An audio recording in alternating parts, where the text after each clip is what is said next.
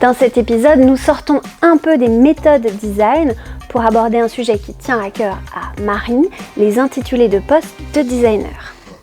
Marie va nous expliquer pourquoi ce sujet lui tient à cœur et nous donner ses conseils pour se présenter en tant que designer à un recruteur ou à un client.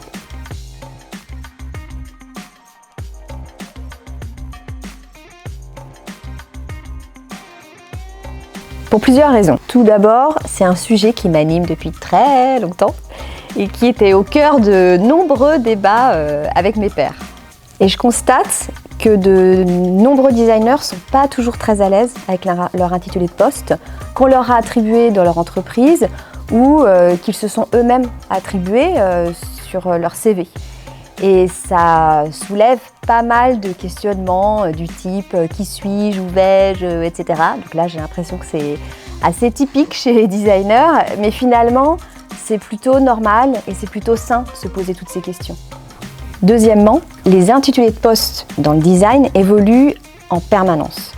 Et finalement, c'est assez normal puisque les gens évoluent, les compétences évoluent, les techniques, les méthodes de travail évoluent, et puis la société en elle-même évolue.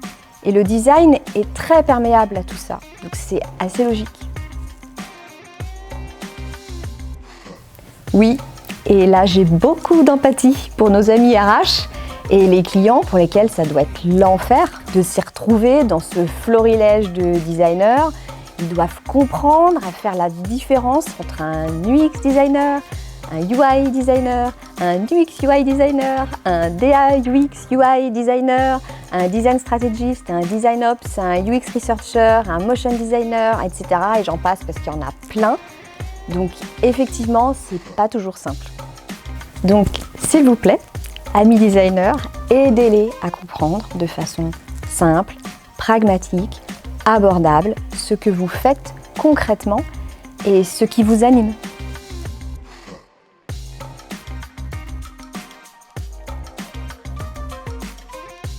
Les intitulés de poste sont là parce qu'il faut bien écrire quelque chose et qu'on ait quelques repères. Mais finalement, on s'en fiche un peu. Ce qui intéresse les gens, un recruteur ou client, finalement, c'est ce que vous êtes, ce que vous allez pouvoir apporter à l'entreprise, au projet, aux produits, à l'équipe aussi, vos compétences, votre expérience, bien évidemment, et aussi comment vous allez vouloir évoluer, ce qui vous intéresse, et votre savoir-être. Oui, en partie, mais ce qu'on voit très souvent dans les CV, c'est une liste de buzzwords. Et même quand on a un portfolio à côté, on va voir des wireframes, des maquettes graphiques, mais sans aucune explication, sans aucune information sur le niveau de contribution au projet. Donc, mon conseil, c'est de raconter l'histoire et d'expliquer ce fameux niveau de contribution apporté au projet en toute honnêteté. Raconter la problématique, la solution apportée, ce qui a marché, ce qui a moins bien marché, et puis ce qui vous a fait vibrer aussi. Bien sûr, on est tous sensibles à de beaux livrables, mais le processus est tellement plus passionnant. Et puis être designer, c'est aussi l'art de savoir raconter de belles histoires, donc profitez-en. Pour en revenir à l'intitulé de poste, finalement, peu importe ce qu'on y met, à partir du moment où c'est aligné avec les attentes du recruteur et surtout aligné avec vos propres attentes en tant que designer. On a tous plusieurs cordes à son arc et elles évoluent avec le temps.